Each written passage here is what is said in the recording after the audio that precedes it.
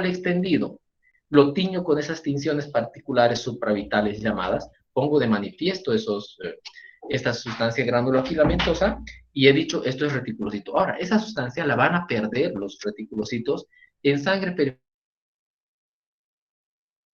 periférica aproximadamente entre 1 a 2 días.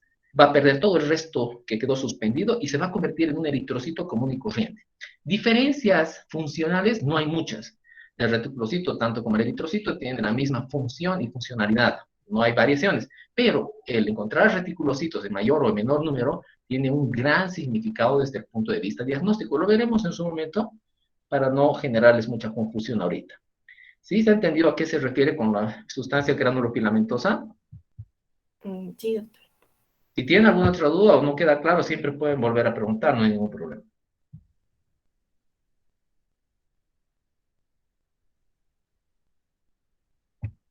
Bueno, a ver, este hemograma o esta prueba de hemograma que hablamos tiene unas condiciones que son muy críticas desde el punto de vista preanalítico, analítico y posanalítico, pero bueno, las condiciones preanalíticas son muy importantes en cualquier prueba de laboratorio. Las condiciones preanalíticas son muy importantes para obtener un resultado fiel y exacto y preciso. ¿Sí? Entonces necesito que las condiciones preanalíticas se cumplan adecuadamente en cualquier examen de laboratorio. La mayor parte de los errores pueden venir del no cumplimiento de estas condiciones, no solo para el hemograma, para todo. En química sanguínea lo mismo les dirán, las condiciones preanalíticas son fundamentales para poder hacer un buen examen de laboratorio. A veces todo puede estar bien hecho en el laboratorio, he utilizado el mejor equipo, he utilizado los mejores reactivos, tengo una persona que pipetea de la mejor forma, tengo unos equipos automatizados que trabajan del mejor modo, no me fallan una, tengo una precisión pero exacta, sin embargo, mi resultado está mal. Ha sido porque la muestra no era adecuada. ¿Sí? Entonces la fase preanalítica es importante. Y en el caso del hemograma podemos dividirla en dos partes. Uno que vayan a ser las condiciones propias del paciente y el otro el tipo y toma de muestra. A ver, en condiciones del paciente, vamos a ver que no es estrictamente necesario que el paciente se encuentre en ayunas. Si se puede conseguir que el ayuno sea de 2 horas, suficiente. Si aún no se puede conseguir esas 2 horas de ayuno, no hay ningún problema. Se toma la muestra. La variabilidad y la varianza puede ser ligeramente superior a lo aceptable o recomendable, pero en ningún modo esa variación va a afectar la interpretación clínica del resultado. Es decir, si yo no tomo un ayunas de 2 horas y el paciente comió hace media hora y ahorita le tomo la muestra, puede que tenga variaciones, pero no van a afectar la interpretación clínica del resultado. ¿Eh? Entonces, el hemograma es una prueba que se la puede practicar en cualquier momento, sin necesidad de estar en ayunas, porque recuerden, es una prueba además, no solo rutinaria, sino además puede ser de urgencia también. No puedo esperar al paciente que esté en ayunas para sacar el hemograma cuando el resultado pueda ser extremadamente urgente. Es importante, y esto es muy crítico, no haber realizado actividad física intensa antes de tomarse la muestra. Es decir, una persona que salió a hacer ejercicio en la mañana a las 6 de la mañana, 2 horas en ejercicio haciendo aeróbicos o musculación, lo que fuera, y se va al laboratorio a hacer una prueba de hemograma, absolutamente mal. No va a salir un buen resultado. El resultado saldrá, pero mañana cuando venga en reposo va a tener otro resultado y puede tener además connotaciones de interpretación clínica diferente. Por lo tanto, siempre el paciente debe evitar hacer ejercicio antes de tomarse las muestras. Y para muchas muestras de laboratorio, además, el ejercicio no es lo más recomendable. Bueno, y el paciente siempre en reposo y sentado durante la extracción. Hay que tener para la evaluación de los resultados. Sí, dígame. Buenos días, doctor. Buen Disculpe. día.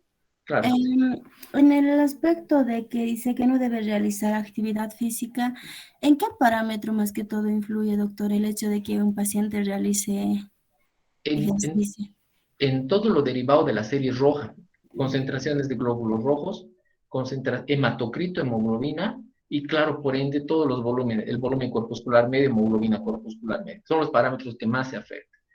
¿Por qué? Porque son parámetros muy dependientes de hidratación, deshidratación y hemoconcentración. Durante el ejercicio se puede alterar todo ese equilibrio por la alta demanda que hay de oxigenación y circulación en el organismo. Entonces eso te puede alterar, ¿no? Los parámetros más afectados son los derivados de la serie roja. Muchas gracias, doctor. Perfecto. Bueno, entonces, datos que debemos tener en cuenta, no porque debamos hacer otra cosa, pero sí hay que tener en cuenta que hay tres parámetros, bueno, hay algunos parámetros que debemos tener el conocimiento sobre la edad, el sexo y además el lugar de hábitat. Es decir, no es que voy a hacer alguna modificación dentro de mi procedimiento según la edad, según el sexo o según dónde viva el paciente. No voy a hacer ninguna modificación en mi procedimiento, va a ser el mismo. Simplemente que la interpretación final debo evaluarla con respecto a estos parámetros, edad, sexo y el lugar de hábitat. ¿Sí? ¿Por qué? La edad, la variación que pueda haber, sobre todo en la parte cuantitativa de la sangre, puede ser muy grande. Entre el recién nacido, incluso, al momento del nacimiento, durante los días posteriores del nacimiento, durante los meses posteriores, hasta la edad de 5 años, entre los 5 y 12 años, y 12 años para arriba, y en los adultos mayores, las variaciones pueden ser significativas. Por lo tanto, para la interpretación del resultado, yo tener una hemoglobina de 18 gramos por decilitro, bueno, me diré primero, ¿qué edad tiene? ¿Es recién nacido? ¿Es un niño de 4 años? ¿Es una persona adulta de 30 años? ¿Es un anciano de 70 años? Todo eso debería evaluarse para hacer la interpretación. Por lo tanto, los rangos normales varían de acuerdo a la edad, sobre todo para línea roja, que tiene mucha variación. Glóbulos rojos, hemoglobina, hematocrito y los índices hematimétricos. Los glóbulos blancos sufren variaciones también con respecto a la edad, pero son menos variables. Es decir, yo tengo los niños, los recién nacidos, al momento de nacimiento, pueden llegar a cifras de recuento de glóbulos blancos que están alrededor de 25.000 por milímetro cúbico. O tal vez menos, pero encontrar 25.000 por milímetro cúbico no le va, nadie se va a rasgar las vestiduras porque puede ser normal. ¿Cuánto es la cifra normal promedio que ustedes creen de glóbulos blancos en el adulto?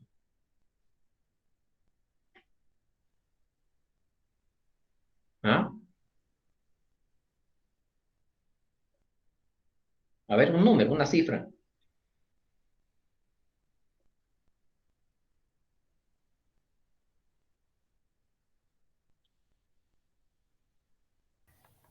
6 millones, 7.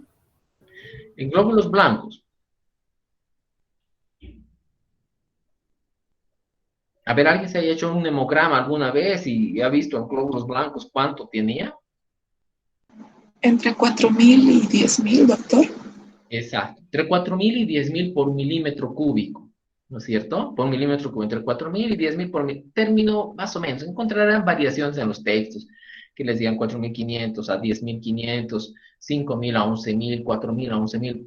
Pero bueno, estamos hablando de algo, de algo que se nos viene ahorita a la cabeza. 4.000 a 10.000, perfecto, nadie le diría que está mal. 4.000 a 10.000. Entonces, fíjense que si yo interpreto los 25.000 que tiene ese recién nacido con valores de referencia para adulto, ahí me da la idea de que este paciente tiene una infección, ¿no es cierto? Entonces, es importante por eso para la interpretación de los resultados, el tomar en cuenta la edad del paciente. Aún así, también debemos tomar en cuenta el sexo, si es mujer o si es varón, porque los valores también pueden ser diferentes. Otra vez, tomando en cuenta más la línea roja, glóbulos rojos, hemoglobina, hematocrito y los índices hematimétricos. ¿Por qué? Sobre todo en varones, entre varones y mujeres ya después de la pubertad. Los varones producen mayor cantidad de hormonas anabolizantes, como la testosterona, que además de ser anabolizante, genera y produce un balance nitrogenado positivo, además es una hormona eritropoyética, quiere decir que favorece la eritropoyesis. Las cifras de la línea roja, glóbulos rojos, hemoglobina, es más elevada en varones porque tienen hormonas anabolizantes que favorecen la eritropoyesis. Y esto hace de que las cifras sean ligeramente superiores. En cambio, la mujer no tiene hormonas anabolizantes importantes, no tiene hormonas anabolizantes importantes. La concentración de testosterona es absolutamente baja. Las demás hormonas anabolizantes están en concentraciones muy bajas también, y por lo tanto no tiene ese estímulo eritropoyético extra que tiene el varón. Obviamente, ambos, hombres y mujeres, producen una hormona que es sumamente importante en la eritropoyesis, que es la eritropoyetina. Pero fíjense que en el varón, además de ayuda el tener la testosterona como una hormona anabolizante y con facultades eritropoyéticas, entre otras.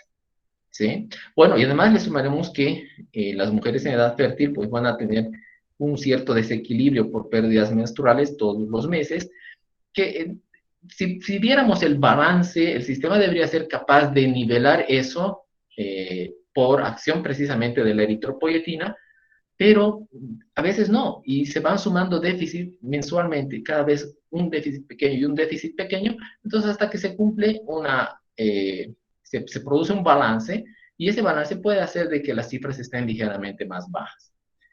Y eso puede ser absolutamente, y es absolutamente normal, la diferencia entre varones y mujeres respecto a las cifras, sobre todo de la línea roja. ¿Sí? Lo otro es el lugar de hábitat. Entonces les dije, tenemos los 3 parámetros que debemos interpretar. Edad, sexo y el lugar de hábitat. El lugar de hábitat quiere y se está refiriendo sobre todo a la altitud en la cual se encuentran los pacientes.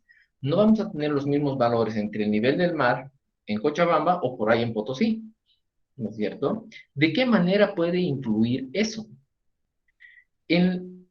Recuerden que uno de los estímulos más grandes para esa hormona que llamamos eritropoyetina, uno de los estímulos más grandes es la hipoxia tisular. Esta hipoxia tisular, que se produce por ligeros cambios en la tensión parcial de oxígeno en la sangre, esa hipoxia tisular es medida en las células peritubulares renales, las cuales sensan esa falla de tensión de oxígeno en la sangre y hacen de que se estimulen para producir eritropoyetina. La eritropoyetina va hacia la médula ósea, y en la médula ósea estimula procesos eritropoyéticos que van a favorecer la formación de eritrocitos circulantes en la sangre. ¿Sí? Van a favorecer el número de eritrocitos circulantes en la sangre. Por lo tanto, si tengo una persona que está en la altitud de Potosí, por ejemplo, a más de 4.000 metros sobre el nivel del mar, imagínense la tensión parcial de oxígeno en la sangre de esa persona. Es continuamente inferior, porque obviamente la tensión parcial atmosférica además es baja. Por lo tanto, esa paciente no puede saturar sus eritrocitos con el 95% que normalmente se satura al nivel del mar, o más del 95%. Esta saturación baja de oxígeno en la hemoglobina de esas personas en la altitud hace de que siempre estén por debajo de 85. Y eso, como tensión parcial de oxígeno baja, va a ser sensada en las células peritubulares renales para que se produzca eritropoyetina. La eritropoyetina, ¿qué hace? Va a la médula ósea y estimula, produzcan más eritrocitos porque nos está faltando oxígeno en la circulación. Estos eritrocitos que se empiezan a producir aumentan el volumen de sangre. Entonces, los pacientes de tener en el nivel del mar como un promedio de 14 a 15 gramos de hemoglobina, entonces estos pacientes en la altitud por ahí van a tener 18, 19, 20 gramos de hemoglobina, porque con eso pueden compensar la oxigenación en su sistema. ¿sí? Esa es la diferencia. En cambio, al nivel del mar, pónganse en Santa Cruz, que está prácticamente al nivel del mar, lo que sucede es que la tensión parcial de oxígeno en la presión atmosférica en realidad es superior. Por lo tanto, los eritrocitos a nivel pulmonar, del alveolo pulmonar, pueden saturar su hemoglobina con más del 95% de saturación. Por lo tanto, los niveles de hipoxia tisular son muy bajos y la estimulación que sufren las células peritubulares renales solo son estimulaciones pequeñas derivadas de la compensación de muerte celular normal que tienen los eritrocitos por el tiempo de vida, por las pérdidas pequeñas que puedan haber y todo lo demás, pero ese estímulo que sufren estas células peritubulares no va a ser el mismo que han sufrido las células peritubulares de la persona que está en la altitud de 4.000 metros del nivel del mar. Por lo tanto, su estímulo para hacer nueva eritropoiesis es tanto menor en estas personas que en las personas que viven a altitud. Y esa es la razón por la cual debemos tomar en cuenta el lugar de hábitat para la interpretación de los valores. ¿Sí? ¿Alguna duda? ¿Se entendió?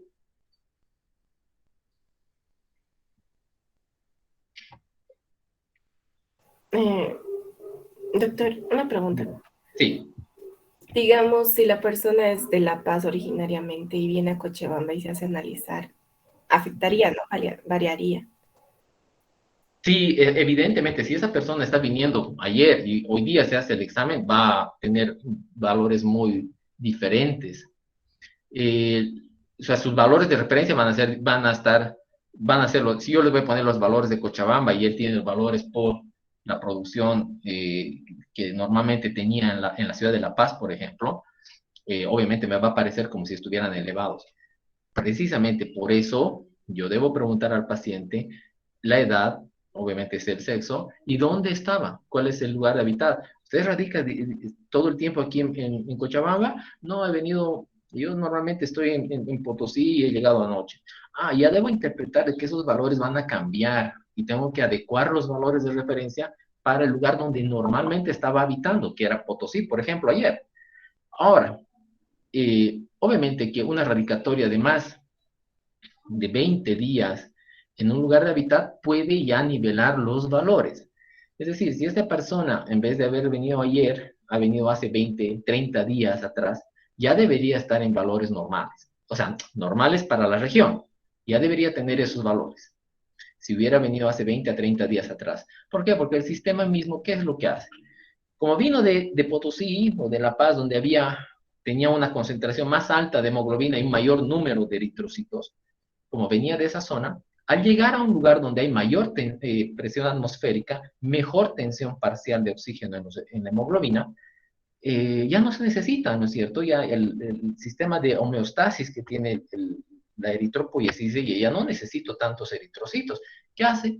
Primero, cesa la producción de eritropoietina prácticamente a valores indetectables, ya no se va a producir eritropoietina, y los eritrocitos van a ir cumpliendo su etapa de vida, o los otros, incluso el organismo puede hacer la destrucción de eritrocitos en los órganos reticuloendoteliales, puede ser en el vaso, y nivelar las concentraciones tanto de eritrocitos como de hemoglobina. Y en unos 20 a 30 días se puede conseguir los valores adecuados para el lugar de hábitat. ¿Sí? Gracias, doctor. Ok. Bueno.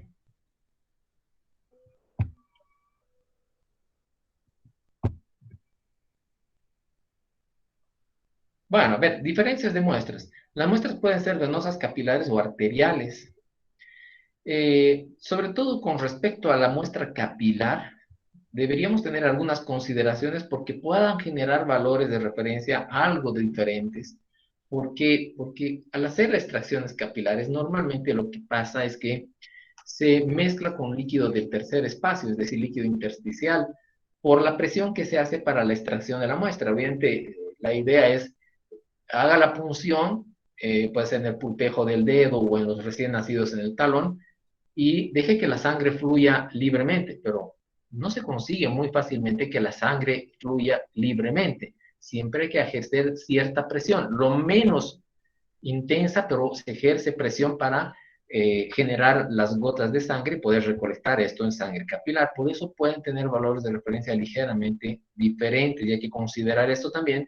Si yo tomo muestra capilar, no debería poner los valores de referencia para una muestra venosa o para una muestra arterial. En cambio, entre venosa y arterial los valores no son muy importantes desde el punto de vista de interpretación. ¿Alguna pregunta?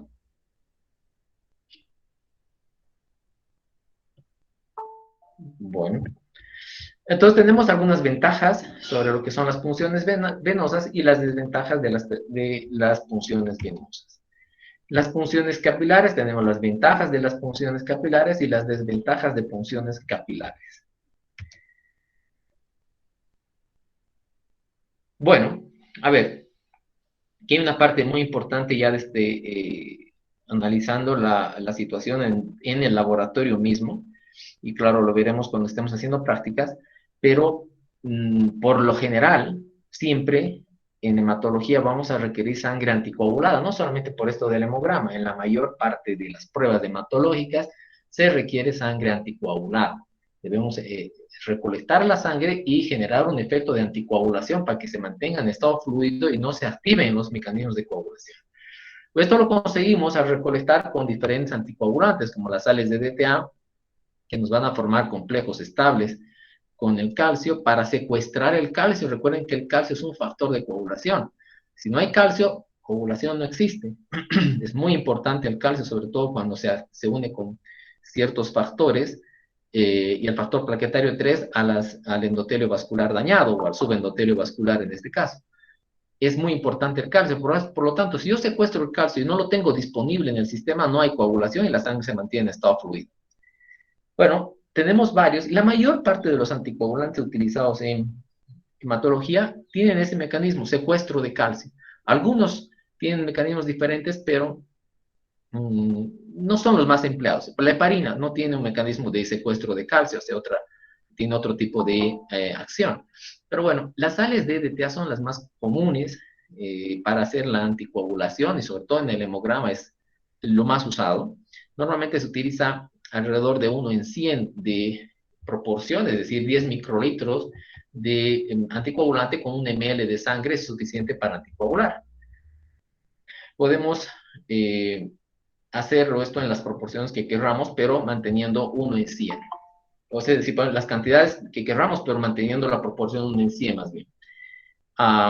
Tiene buenas cualidades el anticoagulante LDTA, porque me va a permitir evaluar condiciones morfológicas casi sin modificaciones. Sin embargo, esto quiere decir que si yo hiciera un extendido de sangre periférica utilizando la sangre anticoagulada con EDTA, es posible que mi estudio morfológico no me dificulte realizarlo. Sin embargo, siempre que sea posible, los extendidos de sangre periférica los vamos a realizar sin anticoagulante. Es decir, tomamos la muestra de sangre y ponemos a nuestro portaobjeto y hacemos los extendidos. Y después, obviamente, ponemos a los tubos. Pero, ¿por qué? Porque aunque sea el EDTA y que dice que no afecta las características morfológicas y todo, sí las afecta, en menor grado, pero las afecta. Y cuando yo quiero hacer un estudio morfológico serio, puede que me esté influyendo eso. En algunas características, por ejemplo, los neutrófilos tienden a hinchar sus núcleos y aparecerme muchos callados artificiales, y son los callados o banda, son una etapa evolutiva anterior al neutrófilo maduro. Entonces me pueden aparecer muchos callados, pero son inducidos artificialmente por efecto del anticoagulante, que puede hinchar los núcleos y aparecerme como un callado. Eso lo veremos en prácticas. O lo otro, puede aparecerme mucha granulación en los neutrófilos mismos, mucha granulación tipo tóxica. Me puede confundir, porque la granulación tóxica es un dato que se debe evaluar y se debe anotar como tal, como observación, porque está relacionado con procesos infecciosos tóxicos importantes. Entonces, cuando yo vea granulación tóxica y he sacado con EDTA, no voy a saber si es porque el paciente tiene un proceso infeccioso tóxico o porque ha sido inducido por la presencia del anticoagulante. Entonces, siempre que se pueda, los extendidos con sangre sin anticoagulante. Si no se puede, que sea EDTA. También existen las mezclas de oxalato de amonio y potasio, que es el anticoagulante de Winthrop. Este también actúa impidiendo la utilización del calcio en el sistema, por tanto no hay anticoagulación. Tenemos la proporción en la que va a estar. La heparina, lo que les dije, la heparina es otro anticoagulante, pero no tiene, su función no es secuestrar el calcio, sino más bien es potenciar la actividad de un anticoagulante natural, que es la antitrombina. La antitrombina es un anticoagulante natural que se produce en el endotelio vascular sano, y esta antitrombina, cuando es estimulada o se une a la heparina, amplifica su poder hasta 200.000 veces. Por lo tanto, la capacidad de anticoagulación va a ser extremadamente alta en presencia de heparina y vamos a poder anticoagular, ¿no? Pero podemos hacer recuentos de glóbulos rojos y todo con la heparina, y blancos también, pero la fórmula leucocitaria puede sufrir algunas alteraciones tintoriales, por lo tanto no es muy recomendable. ¿Hasta aquí alguna duda, chicos?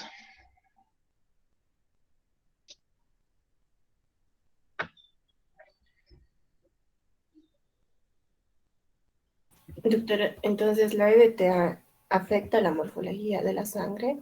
Ligeramente, ligeramente. Como les digo, podemos tener ciertas consideraciones que nos van a modificar sus datos morfológicos. Lo que les decía, el que me pueda aparecer mayor cantidad de callados o bandas inducidos por la presencia del anticoagulante, o a mayor cantidad de granulación, que se llama granulación tóxica en los neutrófilos, pero como les digo, no va a ser 100% todas las veces que yo haga los extendidos voy a tener esta dificultad. Entonces, sí me va a afectar, pero de manera leve, ¿sí? En cambio, los otros anticoagulantes me afectan capacidades tintoriales y morfológicas de manera más grotesca. El oxalato de amonio, la misma heparina, pueden darme lugar a complicaciones en las capacidades tintoriales de las células.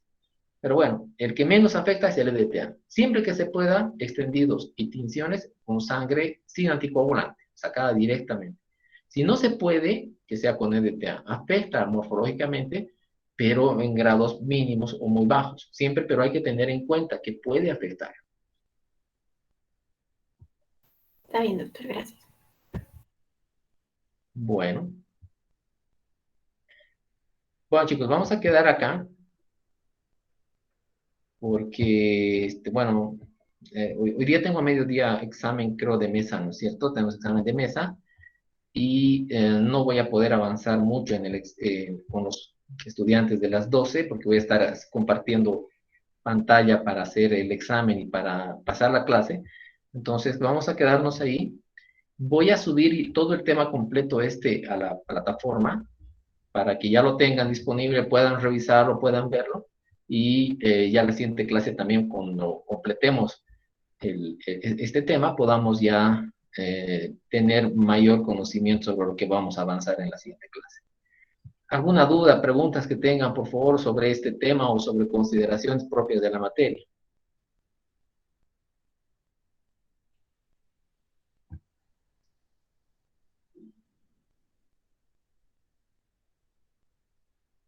Bueno, chicos, ha sido un gusto. Nos vemos la siguiente clase en teoría, por favor. ¿Sí?